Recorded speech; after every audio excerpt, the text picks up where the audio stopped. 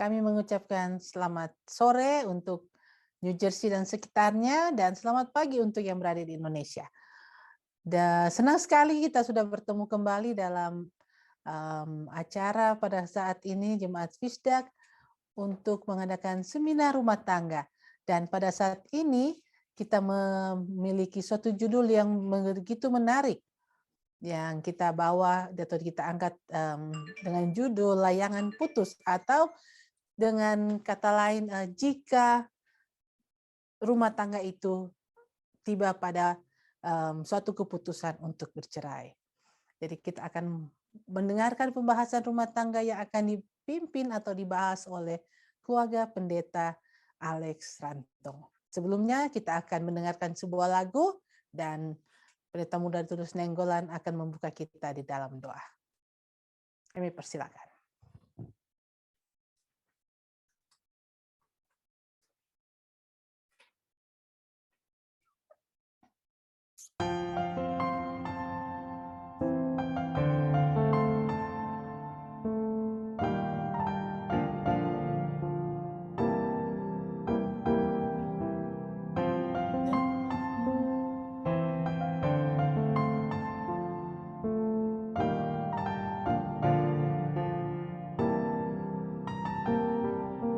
Kami di sini sekeluarga di hadapan Tuhan menyanyikan syukur pada Allah karena putranya.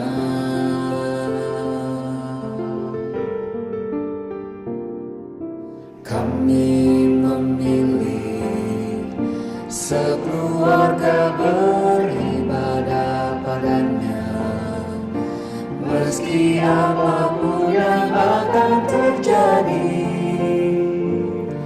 Teguhlah kami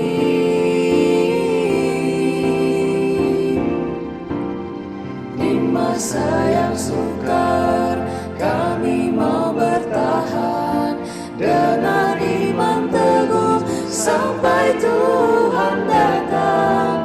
Aku dan keluargaku menyembah Tuhan.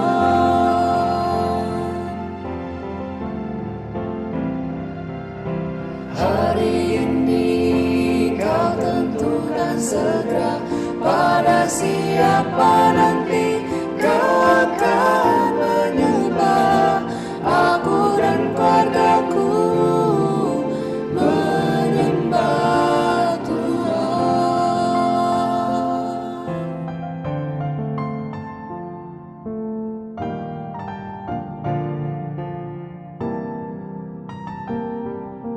Kami memilih sekeluarga beribadah padanya, meski apapun yang akan terjadi. Teguhlah kami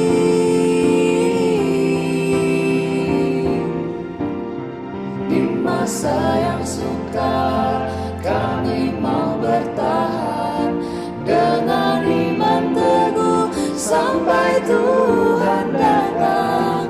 Aku dan keluargaku menyembah Tuhan.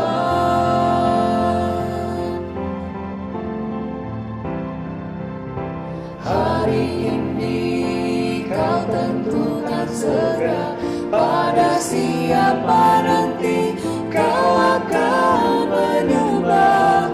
Aku dan keluargaku menyembah Tuhan.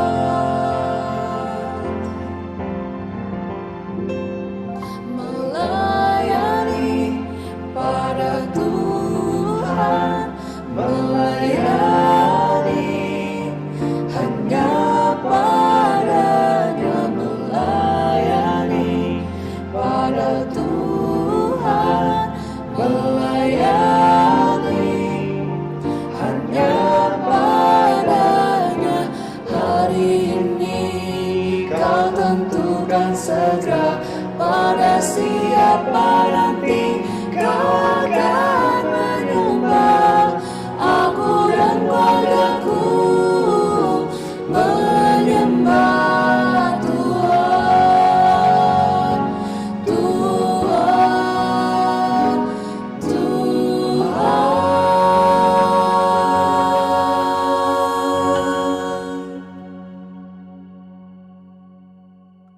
very much.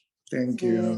Terima kasih banyak untuk keluarga Sumampo Sitorus yang sudah membawakan lagu pembukaan kita pada saat ini yang begitu merdu, yang membuat iman percaya kita untuk lebih hari lebih dekat kepada Tuhan, memilih Tuhan untuk menjadi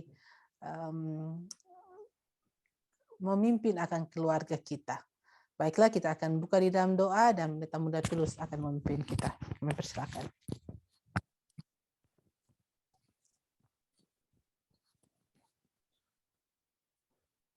Bapa Surgawi, Bapa yang mengasihi kami. Terima kasih Tuhan karena berkat-berkat-Mu yang Kau berikan kepada kami sepanjang hari ini. Berkat sahabat yang begitu indah. Sehingga kami dapat merasakan kasih-Mu ya Tuhan. Sehingga kami terus dapat merasakan pegangan tangan-Mu bagi para umat-umat Tuhan. Khususnya pada saat ini ya Tuhan. Sebentar lagi kami akan mendengarkan firman Tuhan yang dibawakan oleh Pendeta Alex Rantum bersama Ibu Pendeta yang akan memberikan seminar tentang rumah tangga, menghadapi masalah-masalah pelik di dalam dunia ini ya Tuhan. Khususnya dalam masalah-masalah keluarga di dalam kehidupan umat-umat Tuhan pada saat ini ya Tuhan. Setan sedang menyerang gereja Tuhan melalui hari Sabat. Setan juga menyerang melalui rumah tangga Advent ya Tuhan. Biarlah dengan firman Tuhan yang disampaikan oleh pendeta dan Ibu Pendeta Alex Rantung akan memberikan kekuatan bagi seluruh rumah tangga Advent yang berada dimanapun yang telah mendengarnya. Dan ini dapat menjadi kekuatan bagi kami. Dan kami dapat mengambil keputusan yang sama seperti Joshua telah mengambil keputusan.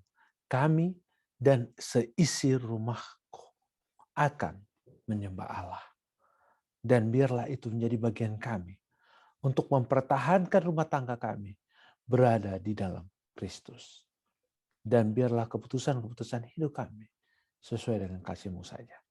Terima kasih Tuhan, terima kasih Tuhan. Biarlah penyertaan-Mu bersama dengan kami, biarlah Roh Kudus-Mu bersama dengan pendeta dan Ibu Pendeta Alex Rantung. Sehingga ini semua hanya menjadi kekuatan bagi kami semua. Karena doa ini kami alaskan atas nama Yesus yang telah menjadi juru selamat dan penebus kami. Amin. Amin. Terima kasih. Dan untuk waktu dan kesempatan ini kita akan serahkan kepada keluarga Pendeta Alex Rantung. Dan setelah pembahasan kita akan mengadakan tanya jawab dan akan dijawab langsung oleh keluarga Pendeta Rantung. Jadi kami persilakan untuk waktu dan kesempatan ini kita akan mendengarkan pembahasan dari keluarga Tuhan yang diberkati ini. Kami persilakan. Baik, pertama-tama kami berdua ingin mengucapkan banyak-banyak terima kasih atas undangan yang diberikan oleh keluarga Pendeta Muda Tulus. Menggolan.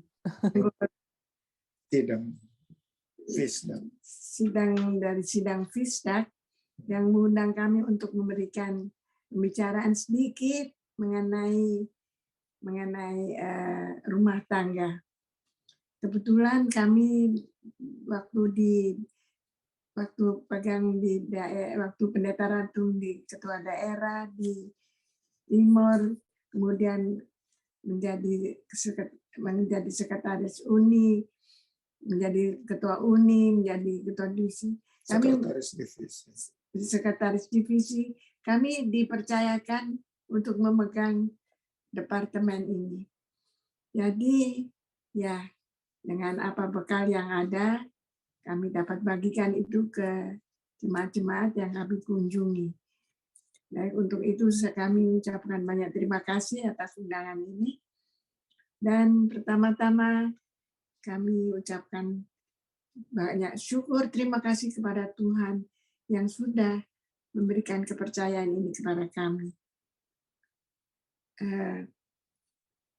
Sebagaimana nyanyian yang tadi dinyanyikan, hari ini aku dan seluruh keluargaku mengambil keputusan untuk menyembah Tuhan.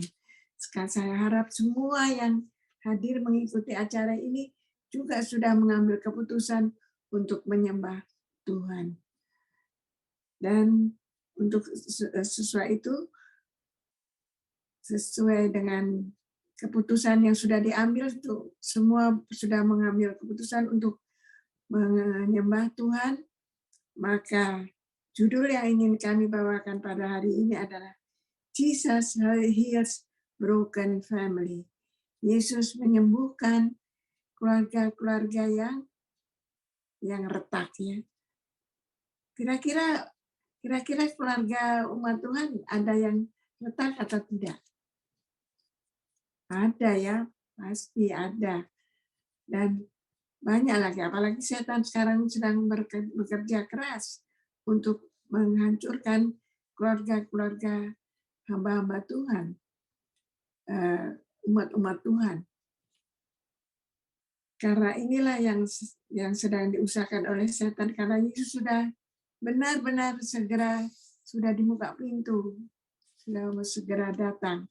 Jadi kita harus benar-benar berhati-hati dan waspada, karena sedang diintai-intai oleh setan, supaya jangan sampai kita terperosok masuk ke dalam jurang-jurang yang setan sedang pasang, supaya kita bisa jatuh ke dalam jurang-jurang itu. Memang di dalam hasil penelitian sehubungan dengan perceraian ini, beberapa tahun terakhir ini dikatakan bahwa di Amerika dari 4 perkawinan 3 bercerai. Indonesia dalam 5 tahun terakhir ini dari 10 perkawinan 1 cerai. Dan mungkin saudara masih ingat pengalaman beberapa tahun yang lalu, Bupati Garut, Bapak Aceh, dia baru meninggal 2 hari, menikah 2 hari, hari ketiga dia cerai. Dan inilah yang sedang terjadi di dunia pada dewasa ini mengenai perceraian. Kami pernah duduk untuk memperbaiki mobil, ganti oli, dengan ibu-ibu yang ada di Everett. Kami sangat kaget karena ibu-ibu ini bercerita, suami saya yang kedua begini, suami saya yang ketiga begini. Waduh, 1, 2, 3 begini-begini semuanya. Lalu ada yang bertanya kepada kami, Bapak dan Ibu sudah lama kawin? Oh, sudah, baru kurang lebih 50 tahun sudah kawin. Masa cuma ini, enggak ganti-ganti? Dan inilah yang terjadi di dunia pada dewasa ini, bahwa masalah pernikahan itu banyak yang terjadi begitu hebat. Sehingga barusan ini saya membaca di koran Indonesia, seorang dikatakan, kenapa kamu tidak mau kawin? Ya secara resmi. Dia katakan apa? Enggak, buat apa kawin? Kawin itu hanya surat saja katanya. Jadi tidak perlu kawin. Kita sama-sama saja, tidak perlu, karena itu cuma di atas surat saja. Dan inilah yang sedang terjadi di dunia pada dewasa ini. Nah, saya ingin untuk mengungkapkan sedikit, menikah, ada ceramah mengatakan, menikah adalah bunuh diri. Menikah bunuh diri? Bagaimana menikah bunuh diri? Nah, banyak kali yang terjadi dalam kehidupan kita, di dalam rumah tangga, kita tidak pernah berubah. Karakter kita sebelum menikah tetap dibawa terus sampai menikah. Jadi, itu ya harus bunuh diri. Harus tinggalkan yang tidak baik itu apabila memasuki rumah tangga. Maafkan, saya mau cerita sedikit pengalaman saya. Waktu kami meminang istri saya ini, Nettie Hendricks, kakaknya pendeta Alex Hendricks, itu teman sekolah saya, dia katakan, Nettie, hati-hati ya, Alex itu tukang pukul. Waduh. Jadi waktu dia katakan, bagaimana bisa tukang pukul? Saya sendiri diambil pukul waktu di Cisarua. Jadi saya sampai lari ke Manado. Dia itu tukang pukul. Nah, saudara-saudara, saya lahir di Perang Dunia Kedua, tahun 39. Dan selama peperangan ini, ia berkelahi terus, sehingga terbawa karakter berkelahi itu. Karena peperangan yang terjadi. Maafkan saya ceritakan, saya pernah dikeluarkan SMA kelas 2 dari SLA Tompaso, Manado. Tompaso, Kawangkuan. Saudara bisa bayangkan, waktu dikeluarkan dari sekolah, karena kenapa? Karena berkelahi. Dan tidak tahu mau kemana. Orang tua di Sulawesi Tengah sudah mau dekat perang Permesta pada saat itu. Saudara tahu saya harus jalan kaki. Menangis dari Kawangkuan sampai Tomohon sudah kecapean. Saya mampir di kantor daerah. Waktu itu ketua daerah adalah Onsu, sekretaris bendahara. Saya mampir di situ beberapa hari. Akhirnya jalan kaki lagi untuk tidak tahu mau kemana supaya bisa hidup. Jalan kaki lagi. Bayangkan dari Kawangkuan sampai Tomohon. Dari Tomohon jalan kaki ke Manado. Dari Manado jalan kaki lagi ke Tonsea sampai di Tumaluntung. Di Tumaluntung cari kerja, dapat kerja, tukang naik kelapa, bikin kopra, dan bikin kerja di sawah. Dan itu yang kami alami cukup berat. Padahal sudah mau masuk kelas 3. Sesudah beberapa sebulan lebih, akhirnya hampir 2 bulan, 4 guru yang semuanya Maramis, Maling, Matusia, dan Matahari. Mereka datang naik sepeda ke Tumaluntung. Mereka cari saya, dan akhirnya mereka katakan, Lex, kita sudah komite. You boleh ke Kawangkuan, ambil ujian akhir untuk boleh masuk kelas 3. Sudah tidak bersekolah 2 bulan lebih. Dan kita sangat bersyukur, saya putar lagi jalan kaki dari Tumaluntung ke Sawangan, putar Tondano, putar Danau, akhirnya keluar di Kawangkuan sampai di sekolah. Perpendek cerita yang sangat panjang ini, saya lulus juga. Jadi mereka kasih waktu 1 minggu belajar dan lulus. Nah, ada satu guru yang memang anti saya, yang dia paksa harus keluar dari sekolah. Dia mengajar bahasa Indonesia, tetapi 1 bulan, 2 bulan terakhir dia mengajar bahasa Arab, Arab Indonesia. Dia katakan, oke, you harus ini. Kalau tidak lulus bahasa Arab, maka kamu tidak bisa naik ke kelas 3. Waktu dia bilang bahasa Arab, dalam punya hati bergembira hebat. 10 pertanyaan. Indonesia ke Arab dan Arab ke Indonesia. Hanya berapa menit saya kelar bahasa Arab. Dia tanya, Lex, you belajar bahasa Arab di mana? Di atas pohon kelapa, sir. Di atas pohon. Dia tidak tahu bahwa saya sekolah Arab lama di Ternate, sekolah Islam yang belajar mengaji dan bahasa Arab. Dan akhirnya, saudara-saudara, terjadi perang Permesta. Kami lari di atas gunung, di Gunung Lembean, di hutan Lembean. Dan perpendek cerita, pada saat pusat menduduki Manado, saya keluar pergi menghadap pimpinan tentara pusat untuk kalau boleh ke Jawa. Dan akhirnya kami dikirim ke Jawa naik kapal perang dan ditempatkan di dekat Malang, apa namanya itu? Pandaan. Tetapi pada saat itu di asrama tentara ini, saya mengambil keputusan tidak mungkin saya menjadi tentara. Nah, saya mempunyai surat, biaya semuanya ditanggung negara. Jadi naik kapal, naik pesawat, naik. Yang tanda tangan surat itu saya Perdana Menteri Juanda, biayanya negara. Jadi dari Pengandaan sana naik mobil, naik kereta api dan semuanya ditunjuk waktu mau tagih biaya, saya tunjukkan biaya ditanggung negara. Tetapi sampai di Cisarua, saya tunjuk surat ini dari sekolah katakan, oh kami tidak bisa, tidak terima kalau biaya ditanggung negara, tidak mungkin. Tetapi inilah yang terjadi.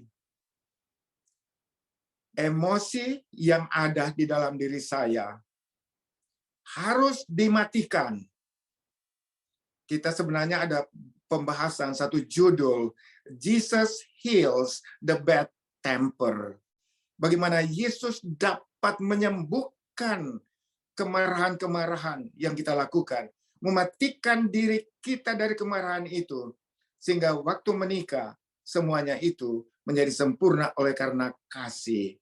Dan boleh tanya istri saya, kami sekarang sudah memasuki umur 57 pernikahan, 57 tahun.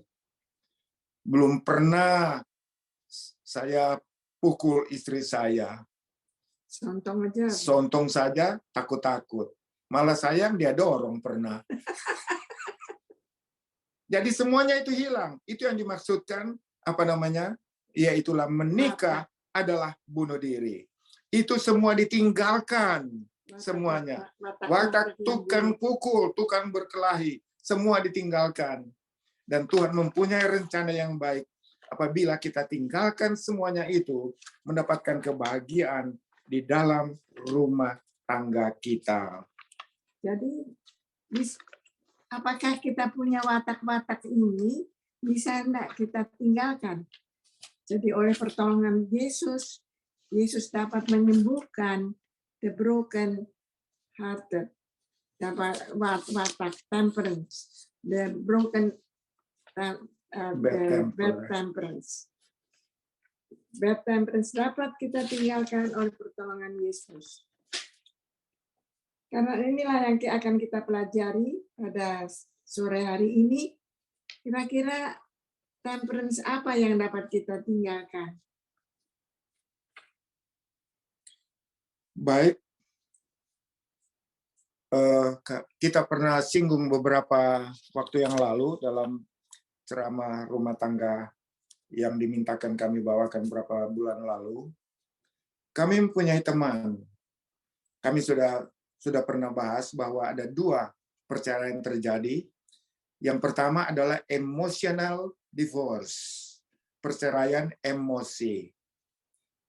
Walaupun tinggal satu rumah, tetapi satu tidur di sofa di luar, satu di kamar, satu makan di dapur, satu makan di ruangan makan. Dan keluarga kenalan kami ini yang begitu dekat sekali. 20 tahun lebih emotional divorce sampai istri meninggal dunia. Saya menghadiri kematian istrinya. 2 tahun kemudian suaminya juga turut meninggal. Ada teman kami di Jakarta. Saudara bisa bayangkan, rukun rumah tangga ini mempunyai pekerjaan yang mewah, tapi mereka bercerai. Oleh karena apa? Karena istri membeli sofa yang baru yang tidak direstui oleh suaminya. Terjadilah kekacauan dalam rumah tangga ini dan terjadilah perpisahan. Namun lebih hebat lagi, kenalan kami ada yang bercerai hanya oleh odol gigi. Bagaimana odol gigi bisa bercerai? Istrinya bilang kalau mau sikat gigi, kalau odol gigi itu pencet dari bawah, jangan dari atas. Suaminya katakan gampang aja dari bawah ke atas sama saja. Yang penting odolnya keluar.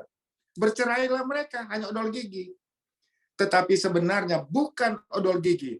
Mereka sudah ada dasar masalah persoalan yang tidak diselesaikan segera di dalam persoalan yang mereka hadapi dalam rumah. Sehingga odol gigi itu hanya puncak dari berbagai persoalan yang mereka hadapi di dalam rumah tangga mereka. Karena mereka itu tidak mengerti apa arti perkawinan. Apakah maksud perkawinan? Perkawinan ini sebenarnya adalah rencana Allah, institusi yang didirikan oleh Allah sendiri. Suatu institusi yang permanen, monogamus. Tahu saudara apa artinya monogamus? Satu suami, satu istri. Ya, monogamus. Suatu kesatuan yang monogamus daripada seorang pria dan wanita. Ini adalah suatu perkawinan yang tidak dimengerti oleh banyak orang. Sehingga firman Tuhan di dalam Kejadian 2 ayat 24 berkata, oleh sebab itu maka pria akan meninggalkan ibu bapanya dan berdampingan dengan istrinya, dan kedua mereka menjadi satu tubuh. Jadi marriage rest on principle of love. Perkawinan itu didasarkan atas kasih, loyalty, atau di atas kesetiaan, setia sekali, trust and support, held by both partners in obedience to God, adalah kepercayaan yang saling menyokong satu kepada yang lain untuk menurut akan kehendak Tuhan. When these principles are violated, apabila prinsip ini dilalaikan, dilanggar, the marriage will be dangerous. Maka perkawinan itu akan sangat berbahaya, and the result of it is a broken family. Kalau itu yang dilanggar, maka terjadilah broken family. Keluarga yang pecah ya. Keluarga yang pecah. Untuk situ, pada saat ini kita akan melihat 4 faktor yang sederhana saja. Banyak sebenarnya, tetapi kami dapat kemukakan ada 4 factors dangers of marriage of a family today yang terjadi pada dewasa ini. 4 faktor garis besarnya. Yang pertama adalah faktor sosial. Yang kedua adalah faktor ekonomi. Yang ketiga faktor sekularisme atau yang sekuler, hal-hal yang sekuler. Dan yang keempat adalah spiritual dilemma, kerohanian. Jadi 4 faktor ini yang terjadi perceraian dalam rumah tangga. Faktor sosial, faktor ekonomi, faktor sekularisme, dan faktor kerohanian. Ini saja 4 poin yang ingin kami kemukakan pada saat ini, dan akan dibahas satu persatu dari masalah yang dihadapi yang menyebabkan terjadinya keretakan di dalam rumah tangga. Faktor sosial. Faktor sosial yang menyebabkan kehancuran rumah tangga disebabkan oleh minuman keras. Itu yang pertama yang terjadi banyak di dalam rumah tangga. Alkohol yang telah membawakan hidup ini kehancuran di dalam rumah tangga. Terjadi physical abuse affect a person development of social. Saya baru mengikuti kemarin interview dari satu rumah tangga, satu ibu yang sudah sekian puluh tahun menikah. Dia ceritakan mereka baru menikah ini dari apa ini di televisi ini 3ABM dikatakan hanya 1 bulan saja kami begitu damai dalam rumah tangga. Sesudah 1 bulan menikah, suami saya selalu memukul saya. Dia tunjukkan mukanya pernah hancur, dipukul oleh suaminya. Tetapi itulah yang sedang dihadapi di dunia pada dewasa ini. Dan masalah ini adalah oleh karena minuman keras yang telah mempengaruhinya. Akibat daripada minuman keras ini, physical abuse effect yang terjadi dalam pengaruh hidup ini. Dan hasil daripada ekonomi konsol ini, maka terjadilah kehidupan yang penuh dengan kemiskinan. Tidak ada uang karena uang banyak digunakan hanya untuk minuman keras. Dan pada akhirnya, keuangan mereka kehabisan. Dan mengakibatnya saling menuduh dan saling mempersalahkan satu kepada yang lain. Apart from money spent of drink dikatakan, heavy drinkers may offer other economic problems such as lower wages, lower employment, opportunity increase medical, dan lain sebagainya. Begitu banyak biaya sehingga keuangan mereka hancur. Terjadilah kehancuran pula di dalam rumah tangga mereka. Jadi sehingga terjadi inflasi di dalam rumah tangga, inflasi ekonomi, dan juga terjadi suami tidak bekerja lagi, kehilangan pekerjaan. Ini yang bikin juga ya.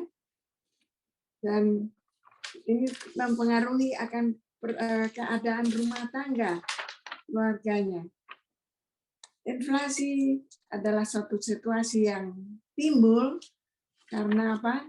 Karena tidak ada uang lagi. Ya, ini akan mengakibatkan suatu kehidupan rumah tangganya jadi hancur karena keuangan. Ya, itu yang menyebabkan sehingga tidak ada lagi kerukunan, karena bagaimana mau hidup rukun kalau tidak ada uang. Jadi kita yang berikut ini selain ekonomi yang dihadapi oleh karena minuman keras ini dan lain sebagainya, maka poin selanjutnya yang kita akan lihat di sini adalah sekularisme. Sekularisme ini artinya pengaruh keduniawian. Sekularisme. Family problem tend to come from two areas. Ada dua area datang sehubungan dengan pengaruh keduniawian, internal dan eksternal. The primary internal factor is a weakening of unity. Kelemahan dan kurangnya persatuan di dalam rumah tangga. Itu internal factor, weakening of unity. Dan external level will look adalah infiltration atau penyusupan sekularisme, yaitulah setan mempengaruhi kita dengan hal-hal yang bertentangan dengan kehendak Tuhan. Setan dikatakan dalam kutipan ini, setan cannot penetrate a family that has a strong family ties. Setan tidak dapat tembus pertahanan dari keluarga yang mempunyai kekuatan keluarga dan iman kepada Tuhan. Setan tidak dapat mempengaruhi. Tetapi apabila kita ada kelemahan dalam hal ini, maka dikatakan terjadilah kehancuran di dalam rumah tangga. Jadi di dalam rumah tangga ini dikatakan secularism always been the primary cause of trouble in a family of faith. Sekularisme dikatakan senantiasa membawa satu pendahuluan pengaruh yang menjadi penyebab trouble di persoalan di dalam setiap rumah tangga yang seharusnya memiliki iman, kasih persaudaraan di dalam rumah tangga. Dan ini pula sangat mempengaruhi spiritual dilema, akan menghadapi suatu hal mengenai kerohanian. Kerohanian rumah tangga jadi terganggu sekali. Ada waktu-waktu di dalam kehidupan kerohanian saudara, apabila ada kebingungan, ada confusion ya, ada membuat kerohanian kita itu jadi terganggu. Saudara akan mendengar dari sini dan sana tentang pengajaran-pengajaran yang berbeda mengenai perkataan Allah, firman Allah, yang dapat membuat kita jadi bingung. Kalau kita tidak pelajari firman Tuhan itu dengan rajin. Sebabnya perlu sekali suami dan istri itu yang seiman perlu mempelajari firman Tuhan secara khusus. Pendeta Rantung dan saya tiap jam 3 pagi bangun. Masing-masing bangun, ambil Alkitab, berdoa, ambil Alkitab, baca Alkitab sendiri-sendiri. Lalu berdoa. Dan kami rasa seperti dikuatkan iman kami. Dan memang seperti yang dikatakan di dalam Markus 7 ayat 7, bagaimana pengaruh kuasa kegelapan, bahwa mereka menyembah aku dengan adat istiadat mereka, bukan sesuai dengan firman Tuhan yang benar itu. Mereka menyampingkan hukum Tuhan. Mereka mempertahankan doktrin pikiran mereka sendiri, membawa tradisi di dalam hidup mereka yang menghancurkan akan persatuan di dalam rumah tangga mereka.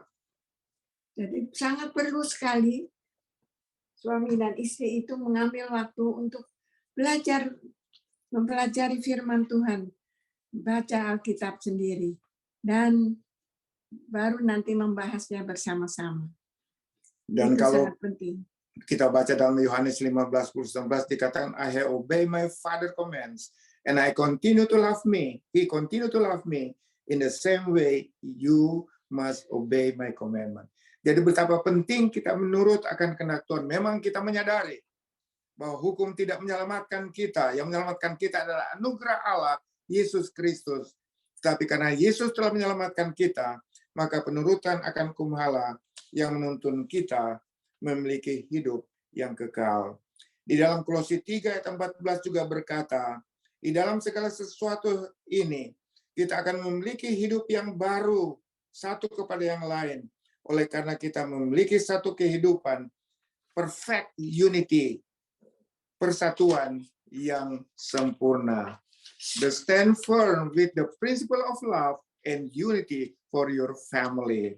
Dikatakan bahwa iman yang teguh di dalam prinsip kasih unity dalam rumah tangga, itulah yang mempertahankan kehidupan rumah tangga. Dan sekarang kita melihat saudara selanjutnya, how we are going to talk about healing the broken family. Now, bagaimana kita dapat melihat bahwa kehancuran rumah tangga ini dapat disembuhkan. Timbul pertanyaannya, can a broken family be healed? Dapatkah keretakan rumah tangga itu dapat disembuhkan? Yes, of course. Yes. So, apabila satu keluarga yang mulai hancur kerukunan rumah tangga aja, God is there to help. Allah ada di sana untuk dapat menolong kita. So we must learn on Him to find healing and restoration. Jadi kita harus bersandar kepada Allah. Iya.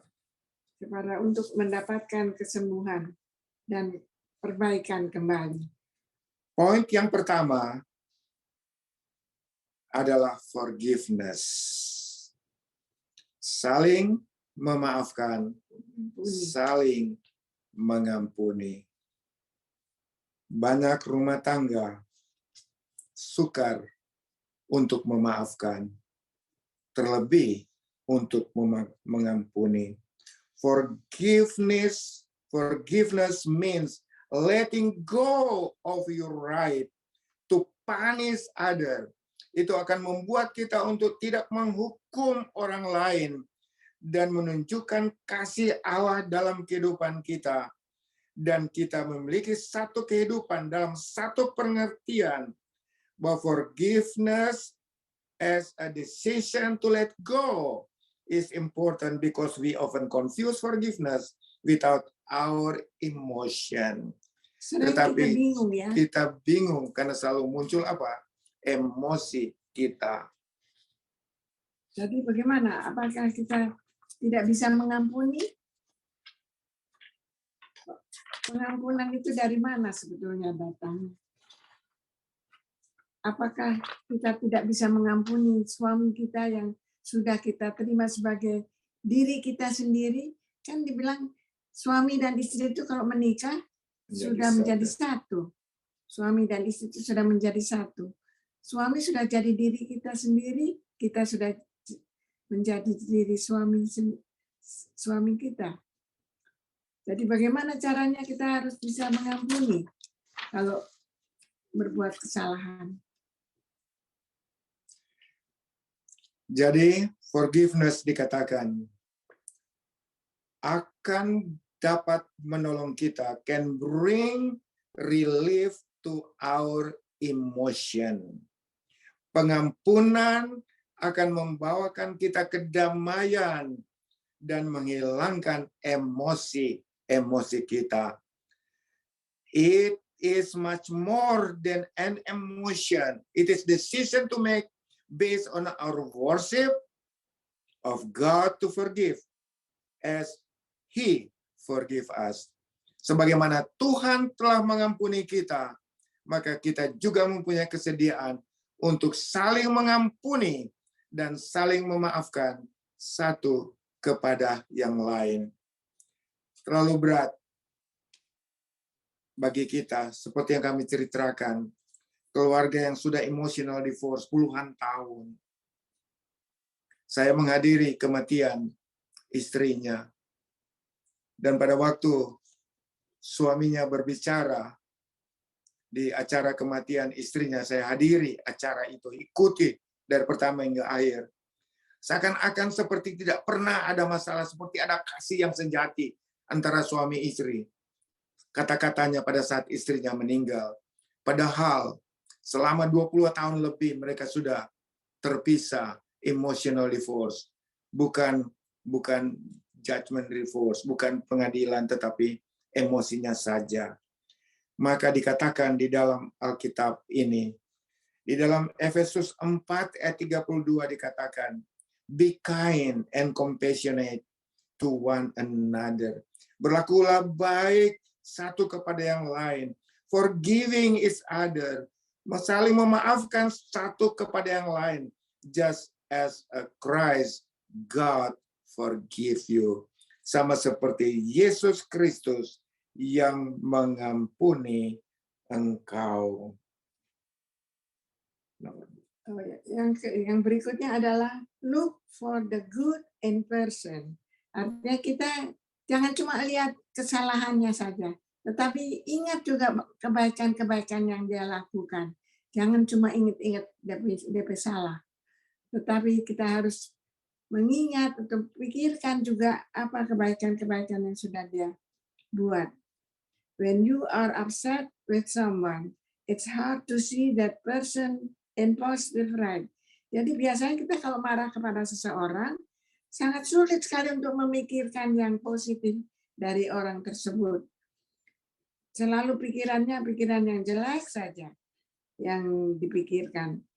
Padahal banyak juga kebaikan-kebaikan yang dia lakukan. Jadi jangan cuma pikir-pikir yang negatif, tetapi pikirlah hal-hal yang positif yang sudah dilakukannya. Itulah dikatakan, but focusing on someone's for positive traits may soften your heart and dim your anger toward him or her.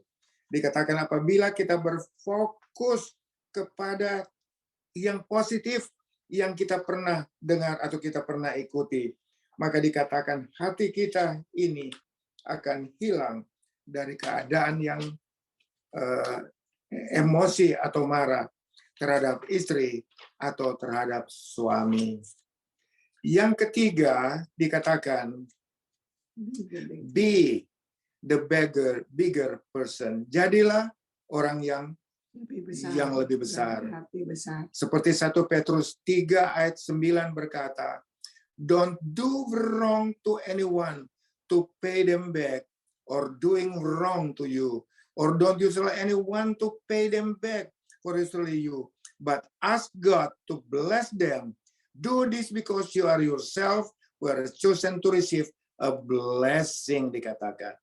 Jangan melakukan hal yang salah kepada satu yang lain. Tetapi kita dapat melihat bahwa Tuhan sangat memberkati semuanya. Dan oleh karena Dia yang memberkati dan mengasihi kita, maka kita akan menerima berkat-berkat yang Tuhan berikan kepada kita. Dengan kata lain, jangan membalas, jangan balas kejahatan dengan kejahatan. Ya. Tetapi ingatlah bahwa orang yang jahat sekalipun dia pernah berbuat apa? Melakukan hal yang baik. Ingat yang baik-baiknya, jangan ingat yang jelek-jeleknya. Yang keempat dikatakan try to see the other person's story. Jadi kalau ada konflik dalam rumah tangga, coba kita melihat orang lain yang baik, hubungan suami istri ini. Keep in mind that the one person probably has some point you need to consider. Maka kita dapat melihat kebaikan rumah tangga itu yang dapat kita praktekkan di dalam rumah tangga kita. Try, coba melihat pengalaman cerita keluarga-keluarga yang baik itu. Dan yang kelima dikatakan Provide reassurance. Sediakan jaminan kembali. Penentraman hati ya. Ketenteraman hati yang. When reaching out to your family members, reassure them that you love them and want to start working towards reconciliation. Harus berusaha untuk mengadakan pendamaian. Ya. Jangan cuma ingat-ingat yang buruk-buruknya, tetapi ingat semuanya yang kebaikan-kebaikannya juga. Dan faktor yang sangat penting di sini dikatakan provide reassurance, bagikan adalah penentraman hati ini. Explain to them that the field is not as big as your love to them. Bahwa tantangan yang atau persoalan yang dihadapi itu tidak lebih besar daripada kasih kepada mereka. If you need to apologize, do so. Jadi kalau ada waktu untuk kita saling mengaku, memaafkan, lakukan itu. Banyak sekali suami atau istri sudah katakan I'm sorry. No. Tidak perlu sorry. Tidak ada sorry sekarang ini. Tidak ada maaf bagimu. Jangan lupa Tuhan selalu memaafkan kita. Dan apabila Tuhan yang selalu memaafkan kita, mengampuni kita, tidakkah kita juga memaafkan dan mengampuni orang yang bersalah kepada kita? Dan yang keenam, identify the real issue. Untuk mengetahui akan isu persoalan-persoalan yang menyebabkan terjadi konflik ini. Dan dikatakan the real source of conflict maybe, to someone say it, we need to focus on the real issue, not to the pursuit of problem. Kita datang kepada real issue itu, bukan kepada problem-problem yang lain.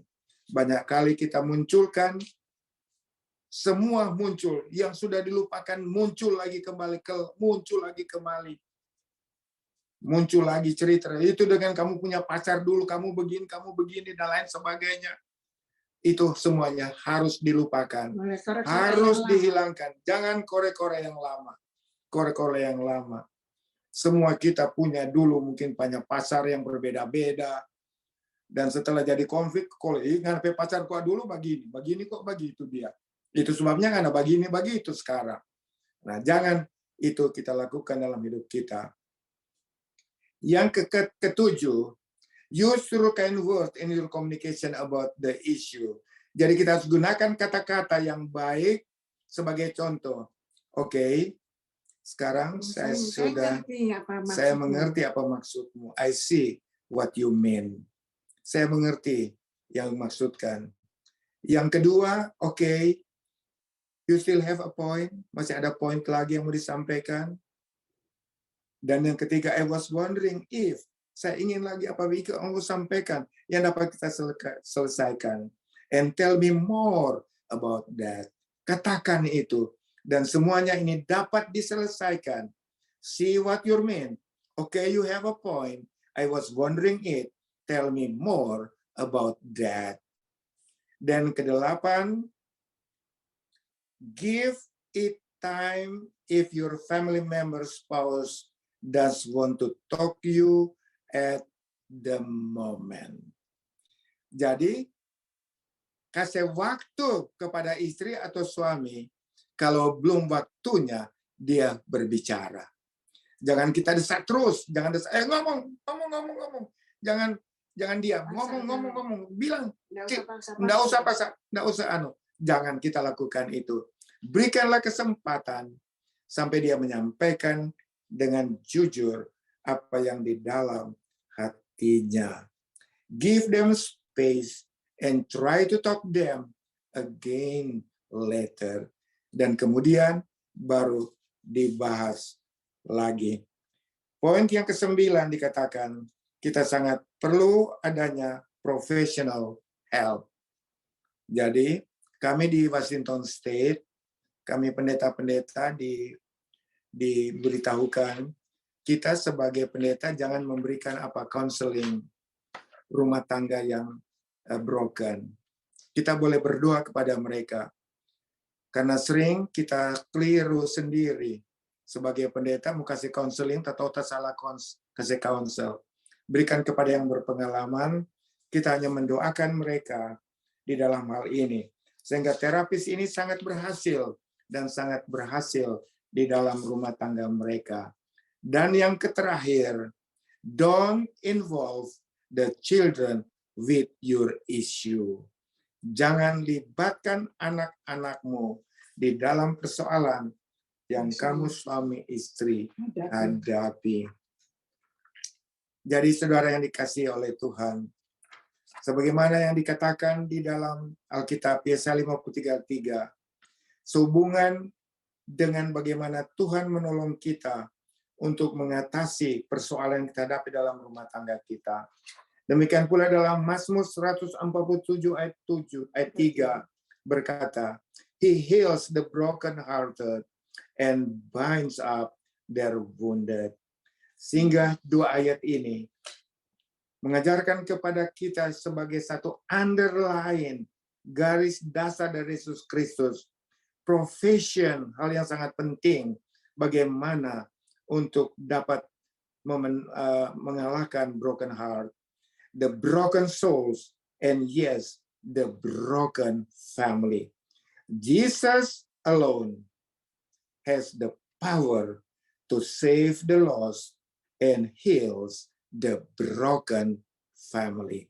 Jesus alone. Kenapa saudara? Karena di dalam Yesaya 53 ayat 5 dikatakan that Jesus was wounded for our transgressions so that we can have peace, and by his stripes we are healed. Apa artinya itu?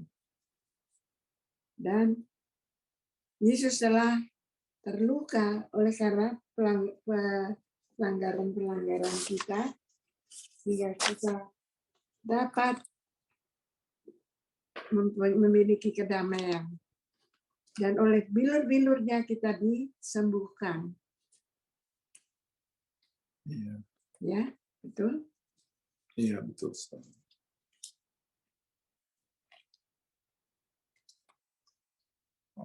Oh iya, Yesaya 53 ayat berapa tadi? Ayat 5. Ayat yang kelima berkata, tetapi dia tertikam oleh karena pemberontakan kita. Dia diremukkan oleh karena kejahatan kita. Ganjaran yang mendatangkan keselamatan bagi kita ditimpakan kepadanya. Dan oleh bilur-bilurnya kita disembuhkan. Saudara, untuk yang terakhir saya ingin bacakan kutipan Roh Nubuat ini yang terdapat di dalam Step to Christ, halaman 62 dan 63. Dikatakan sebagai berikut, if you give yourself to him and accept him as your savior, then sinful as your life may have been, for his sake you are accounted righteous. Christ's character stand in place of your character, and you are accepted before God, just as if you had no sin. Saudara, persoalan rumah tangga kita hadapi, semua dapat diselesaikan seluruhnya apabila kita memiliki karakter Yesus Kristus. Dan apabila kita memiliki Yesus Kristus ini dikatakan, Yesus berada di depan kita, seakan-akan kita tidak pernah berbuat dosa. Dan Tuhan memberkati kita, rumah tangga kita, apabila ada memiliki kasih Yesus di dalam hidup kita. Thank you, maafkan sudah lewat waktu mungkin. Amin. Thank you. Di dalam Mazmur ayat yang terakhir sekali saya bacakan, di dalam Mazmur 147 ayat 3 berkata demikian. Ia menyembuhkan orang-orang yang dan membalut luka-luka mereka. Siapa? Yesus. Yesus yang menyembuhkan orang-orang yang terluka hatinya dan membungkus akan bilur-bilurnya. Amin. Amin. Thank you. Terima kasih. Sudah Terima selesai. kasih banyak keluarga pendeta Alex Rantung untuk seminar yang begitu indah, di mana Tuhan merupakan atau Yesus merupakan sentral dari rumah tangga kita. Amin. Dan sebelum kita akan mendengar atau mengikuti tanya jawab, kita akan mendengarkan dulu sebuah lagu sebelum kita mempersiapkan pertanyaan-pertanyaan. Dan jika yang berada di live streaming, jika mempunyai pertanyaan bisa mengetikkan di kolom komentar, dan bagi yang visum bisa mengangkat tangan untuk memberikan pertanyaan. Dan waktu dan kesempatan ini kita berikan untuk mendengarkan sebuah lagu spesial. Kami persilakan.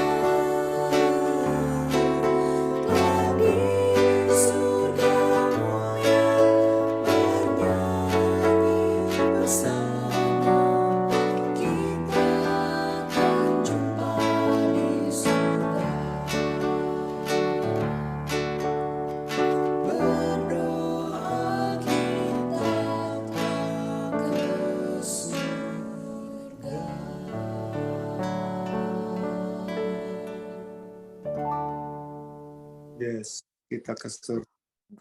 Kita berdoa untuk kita dapat pergi ke surga. Amin. Terima kasih untuk lagu tersebut, dan sudah ada beberapa pertanyaan yang masuk pada kami. Untuk yang pertama, saya akan membacakan. Ada pertanyaan begini katanya, bagaimana pendeta seperti dijelaskan tadi mengenai pengampunan atau memaafkan? Bagaimana kalau sudah dikasih maaf terus-terus tetapi bikin yang berulang-ulang kali yang sama? Jadi selalu kasih maaf tapi tetap bikin-bikin lagi. Gimana itu kita mau tanggapi? Ya, jadi sudah kasih maaf, tetapi Iya, tetap bikin dilakukan lagi. ulang yang sama. Ya kasih maaf terus, no? Oh, Eh, tidak ada. hal ini memang tidak ada jalan lain, hanyalah melalui doa. Doa. Karena kalau itu terjadi ulang-ulang, dan itu yang setan mau, terjadi ulang-ulang. Karena yang dia mau, kalau itu terjadi ulang-ulang, akhirnya apa? Bisa. Ada maksud supaya boleh apa? Bercerai saja mungkin, kalau tidak berhenti-berhenti. Tetapi apabila kita berdoa, kita serahkan diri penuh kepada Tuhan, semuanya itu dapat terselesaikan dengan baik. Tidak ada bahasa lain yang mau disampaikan, apa yang harus kita lakukan. Memang 10 poin yang kita sudah bahas tadi. Faktor yang terakhir yang sangat penting dalam Yesaya 53 itu, Yesus menanggung semuanya. Kita serahkan itu kepada Tuhan, dan saya yakin pasti Roh Kudus, Roh Kudus akan merubah bekerja hatinya. Mungkin belum sekarang, tetapi waktu yang lain. Doa sangat penting sekali. Saya ceritakan ini soal pendek tadi. Kami besok mau pergi karena perkawinan anak dari Lydia di Tennessee. Saya cari, saya punya paspor di tempat simpan tidak ada, hilang. Saya sudah bingung, tanya istri saya, Mam. Enggak pernah, sudah bongkar sana sini. Akhirnya saya duduk dan berdoa, Tuhan, kita perlu paspor, ini mau jalan ini. Paspor. Waktu habis berdoa, saya lihat paspor ada jatuh di bawah tempat tidur. Langsung Tuhan apa? Tuhan jawab. Kalau kita serahkan betul-betul kepada Tuhan dengan kuasa Roh Kudus, doa kita pasti dijawab Tuhan. Berdoalah, pasti Tuhan akan menjawabnya. Amin. Terima kasih. Ada lagi ini. Jadi jangan putus asa ya. Tetap berdoa. Kami sudah, ini yang pertanyaan berikutnya. Kami sudah menikah sekitar kurang lebih 10 tahun lamanya. Tetapi sekarang seperti cinta itu hilang. Dan pada saat ini kayak kami hanya bertahan karena anak-anak. Apakah masih bisa untuk diperbaiki atau bagaimana? Bisa. Memang baru berapa? 10 tahun ya? 20. 20 tahun. Kita baru 57. Bukan berarti bahwa kita tidak menghadapi masalah. Sering juga ada persoalan, ada pertentangan satu kepada yang lain. Mungkin sedang mengenai makanan, mungkin yang lain-lain, kata-kata, dan lain sebagainya muncul. Tetapi jangan lupa, nah, seperti yang saya sudah kemukakan tadi, saya tidak ceritakan di sini, mengenai perpisahan yang terjadi di dunia dewasa ini. Saya ingin kemukakan di sini hasil survei untuk pengerja Tuhan. Ini pengerja ya. Apakah pendeta, guru, dan lain sebagainya. Dari hasil survei mengatakan, hasil angket pada pengerja Tuhan, 75% ingin mengganti pasangan. Bayangkan, 75%. Mungkin Bapak atau Ibu yang bertanya tadi adalah bagian dari 75% itu. Itu terjadi. Mungkin teringat lagu dari Titik Puspa. Cinta itu berjuta rasanya. Cinta itu berjuta rasanya, membuat hatiku dak-dikduk di dalam kehidupan kita. Dan ini yang sedang kita hadapi. Jangan lupa, sekali lagi, saya teringat, ada yang bekerja kami di kantor Uni Timur. Di kantor Uni, dia kawin dengan seorang Belanda. Lalu pergi ke Belanda. Pada waktu kami ada tugas di Belanda, kami pergi ketemu dengan rumah tangga ini. Istrinya ini kebetulan orang Manado, keras. Nah, orang Belanda lagi ya keras, sama-sama keras. Tetapi suaminya tiap kali istrinya marah dia katakan, "Mam, sudah lupa waktu kita kawin. Dalam susah atau senang, kita harus saling mencintai satu kepada yang lain." Saya menganjurkan kepada keluarga ini kembali mengingat kembali apa yang saudara atau ibu katakan. Ikrarkan pada waktu menikah. Apakah engkau mengasihi istri suamimu waktu suka atau senang, duka, dan lain sebagainya? Apa dijawab? Yes. Baru 20 tahun, so hilang tuh yes. Jadi kita ingat kembali. Dan salah satu faktor yang sangat penting, sekali lagi, no other way dikatakan. 10 persoalan yang dapat terselesaikan yang telah kami kemukakan tadi. Salah satu poin adalah melihat yang baik. Jangan melihat saja yang kurang baik. Tapi ada yang baik yang kita lihat. Dan itu yang kita kembangkan di dalam rumah tangga kita. Dan juga kita melihat mungkin keluarga yang lain yang baik. Yang dapat menuntun menjadi contoh bagi rumah tangga kita. Tapi yang sangat penting adalah serahkan diri kepada Tuhan di dalam doa dengan ikrar janji pernikahan yang telah diucapkan pada saat mana kita menikah. Thank you. Terima kasih. Mungkin yang di Zoom ada pertanyaan? Oh, Tante Tina.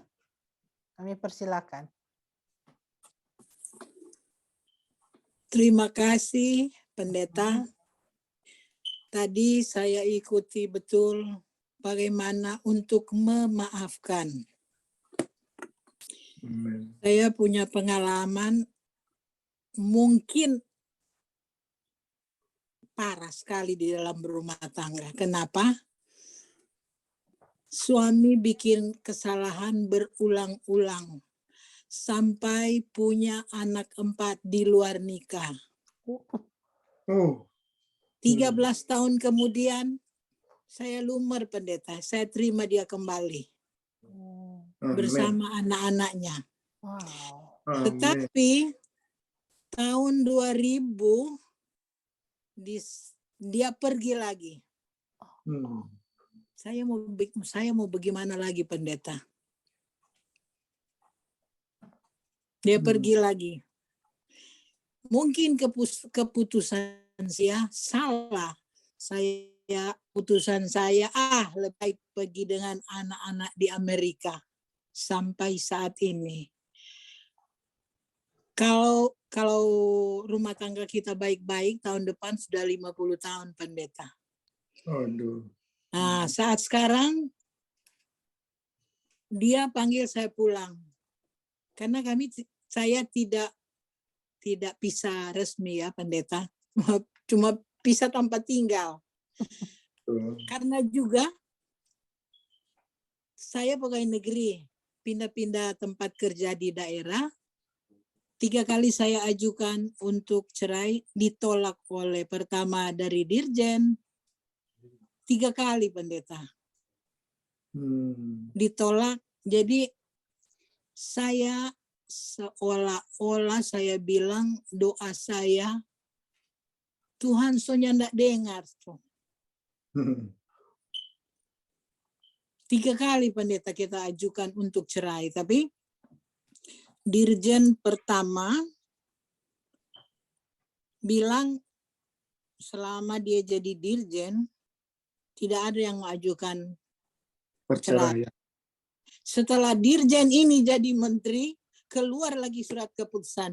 Dia jadi menteri keuangan, saya di Departemen Keuangan, tidak ada pejabat keuangan yang mengajukan cerai. Tolak. Ketiga, saya tetap nekat ke pengadilan. Tapi pengadilan minta bukti otentik. Saya mau saya mau dapat di mana nih bukti otentik. Nah itu. Jadi 3 kali ditolak terus. Pertanyaan saya, Pastor, ini maaf, ini so berulang-ulang kasih, kok dia bikin-bikin terus. Sampai ada 4 anak. Bagaimana itu? Kita salah atau gimana ya, Pendeta? Tapi sampai saat kita berdoa, sampai saat ini kita berdoa, Tuhan, kalau Tuhan kehendaki, kita mau kumpul lagi. Tetapi yang bikin berat kita mau pulang, cucu di sini tahan. Oma, kalau Oma supigi, orang pemami sudah ada, bagaimana tuh orang di sini? Kan ada Mama Sambung. No, Mama Sambung it's good, Oma. But we are need Oma. Gimana itu kan, Pastor? Terima kasih. Itulah sebabnya dalam pelajaran sekolah sahabat kita, minggu ini akan dibicarakan mengenai bagaimana Rasul Paulus mengemukakan mengenai pernikahan itu, kemudian dia kemukakan bagaimana untuk bisa bercerai. Perceraian bisa terjadi apabila pasangan kita ini telah melakukan dosa meninggalkan pernikahan itu, atau menyebabkan ada simpanan dan lain sebagainya, persinahan yang menyebabkan terjadi perpisahan itu. Tetapi jangan lupa, ayat itu juga ada Alkitab yang dibahas sekolah sahabat juga mengatakan, apabila ada suami atau istri kita yang tidak seiman, tetapi kita memiliki iman, maka iman kita juga akan menolong suami atau istri kita. Tetapi jikalau sekiranya iman kita, sedangkan suami atau istri yang tidak memiliki iman, dan dia akan meninggalkan kita, tinggalkanlah, izinkan dia tinggalkan kita. Tetapi Tuhan sangat berkehendak. Saya ada pengalaman, terus terang saja, pendeta. Istrinya menyeleweng dengan teman pengerja. Kami pergi ketemu. Dan pada waktu ketemu dengan istri ini dan suaminya, mereka saling memaafkan, dan suaminya menerima kembali istrinya yang telah menyeleweng itu. Itu terjadi yang saya alami langsung pada waktu berada di dalam pelayanan. Dan memang seperti Alkitab mengatakan, kalau telah dipersatukan, tidak akan ada lagi apa? Perceraian, tidak ada perpisahan. Tapi bagaimana dengan pasangan kita yang memisahkan diri, seperti kata Ibu tadi, 4 anak di luar itu. Namun kita serahkan ke dalam tangan Tuhan. Tidak ada jalan lain. Sekali lagi, tidak ada jalan lain. Apa yang dapat kita lakukan? Mungkin perasaan kita seperti Tuhan tidak dengar doa kita. Bukan Tuhan tidak dengar doa kita. Jangan lupa sekali lagi. Di mana Daniel, pada waktu dia berdoa, Tuhan sebenarnya sudah dengar doanya, tetapi 3 minggu kemudian baru dijawab, karena setan yang menghalangi doa itu. Baca di dalam buku daripada Raja Daud, Raja Daniel itu. Berdoalah terus, mudah-mudahan akan datang suatu ketika. Ayat yang sudah kita bacakan tadi, lambat atau cepat, yang penting sekarang ini, bukan yang lalu. Dan sekarang ini, sebagaimana Daniel, langsung dijawab oleh Tuhan setelah setan menghalangi doanya selama 3 minggu. Dan mungkin ibu ini sudah bertahun-tahun dia tidak dijawab. Sabarlah, berdoalah. Tuhan mengetahui. Jangan lupa, kita mempunyai seorang suami. Kita mempunyai seorang kekasih kita adalah Yesus Kristus yang tidak pernah tinggalkan kita. Thank you. Amin. Pendeta, kita sambung sedikit ya. Ya, silakan, bukti kita memaafkan. Pendeta tahu itu anak-anak 2 itu kita karena waktu itu masih kerja, kita kasih maaf. Dan bukti itu anak 2 kita kasih masuk di daftar gaji. Oh, Sampai kita pensiun masih tak ikut. Setelah anak-anak udah 21 tahun putuskan. Nah itu sekarang suami seumur 78 pendeta. Minta-minta kita pulang, tapi selalu sekarang berdoa Tuhan, kalau Tuhan kehendaki kita mesti pulang, campur tangan. Tapi sampai saat ini masih lebih kuat itu cucu-cucu pedo asto oma jangan dulu pulang oma tuh orang sudah ada mama di sini. Gitu. Nah, itulah. Kalau orang mau bilang tidak seiman, orang papa-papa kalau orang Manado bilang pendeta tuur di Advent. Tuur di Advent, betul sekali. Orang tua papa, pua, mertua mundung. Oh, mundung. Iya, tuur orang-orang bagaimana ya? Orang-orang tua penting itu. Mundung, tua-tua. Nah, jadi ya melalui kesempatan ini juga kita minta salah satu silent request saya pendeta itu tolong doakan. Saya memang berusaha kasih lupa pendeta. Tapi bukan mungkin cuma 4 anak, 7. Oh, dengan perempuan lain.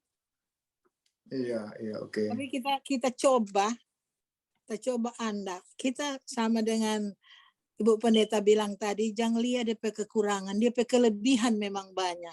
Tapi itulah berlaku peribahasa bilang nilai setitik merusak susu sebelangan ya. Cuma tuh kecil itu tuh ulang-ulang setan pakai mau serang pak kita, tapi itulah. Kita coba Pendeta. Terima kasih ya. Thank you. Jual IP. Terima kasih Tan. Ya. Sama. Mungkin satu lagi ya. Kita akan satu lagi pertanyaan dan kita akan tutup di dalam doa. Masih ada yang dari Zoom atau live streaming? Ada ya? Oke, yang satu ini dia bertanya, apakah bisa kita konsultasi atau membagi keluh kesah kita, masalah keluarga kepada orang lain? Oh, oke. Itulah yang saya katakan tadi. Kami di Washington State tidak dianjurkan pendeta untuk memberikan konsultasi persoalan rumah tangga. Tetapi harus pergi kepada yang bersekolah khusus untuk memberikan consultation itu. Jadi sangat perlu sekali, sangat perlu. Salah satu poin yang saya katakan tadi adalah pergi kepada mereka yang banyak sekali pengetahuan pengalaman yang dapat menolong rumah tangga kita. Sangat menolong. Nah, sebagai pengalaman, kami tidak pernah akan kawinkan orang kalau tidak diberikan konsultasi dulu beberapa minggu. Jadi kasih konsultasi dulu, tetapi bukan konsultasi masalah rumah tangga mereka, tapi konsultasi untuk menghadapi kebahagiaan di dalam rumah tangga apabila mereka memasuki rumah tangga.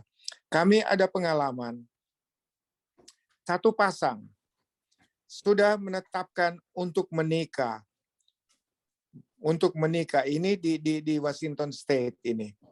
Sudah mau menikah. Konsultasi seminggu di rumah kami ini. Akhirnya tidak jadi kawin. Karena ternyata setelah dalam konsultasi ini, di dalam pertemuan ini, tidak ada kecocokan. Dan kalau mereka langsung kawin, maka akan ada perpisahan secepat mungkin. Jadi perlu sekali pendeta-pendeta kami selalu menganjurkan apabila ada yang menikah, harus diberikan juga pertolongan nasihat-nasihat untuk memasuki rumah tangga yang baru. Jadi konsultasi itu sekali lagi sangat penting. Dan kalau yang sudah berumah tangga, pergi kepada yang spesialis. Saya lihat di 3ABM ini, ada ibu yang sangat aktif dalam memberikan konsultasi mengenai perkawinan. Jadi ini untuk pasangan-pasangan yang mau menikah harus mengikuti pre-counseling dulu mengenai rumah tangga. Supaya jangan nanti so masuk so kawin baru dapat tahu tuh kekurangan yang sebetulnya sudah diketahui sebelumnya. Nah, gimana caranya mengatasi semua itu? Biasanya kalau itu pendeta yang mau memberkati, yang sudah ahli, biasanya kasih konseling dulu. Ya, amin. Oke, thank you. Amin. Terima kasih banyak Indra ada Bako. atas pembahasan seminar kita pada saat ini. Dan atas nama gereja kami, Fisdak, Pendeta Rantung, Stephen Rantung, dan semua tua-tua jemaat, mengucapkan terima kasih yang tidak putus-putusnya, di mana keluarga pendeta pendeta Alex Rantung yang selalu dan senang sekali untuk membagikan pengalaman dan seminar mengenai rumah tangga untuk jemaat kami, dan itu pun untuk kita semua yang sudah mengikuti akan program ini. Kita merasa terberkati dengan seminar yang sudah kita dengarkan bersama. Baiklah, acara kita sudah selesai dan sebentar lagi kita akan sambung dengan pelajaran sekolah Sabat yang akan dipimpin oleh Pendeta Muda Tulus Nenggolan. Untuk menutup akan acara kita, kami mengundang sekali lagi Pendeta Alex Rantung untuk dapat menutup kita di dalam doa. Mari kita bersatu dalam doa. Tuhan, syukur, terima kasih. Tuhan telah memberkati kami dengan pelajaran bagaimana Tuhan selalu menolong kami untuk mengatasi akan persoalan-persoalan dalam rumah tangga. Jesus heals the broken family. Tuhan dapat menolong kita untuk mengatasi akan kehancuran yang sedang terjadi dalam rumah tangga kita. Untuk itu tolonglah kami untuk memiliki rumah tangga yang bahagia, bahkan sampai Yesus datang masuk dalam kerajaan kemuliaan surga. Di dalam nama Yesus kami berdoa. Amin. Amin. Amin. Amin. Thank Terima you. kasih untuk doanya, dan kita akan bertemu kembali sebentar lagi untuk acara sekolah Sabat. Kami ucapkan terima kasih. Tuhan selalu memberkati kita semua. Amen. Thank you. God bless you all. Praise the Lord.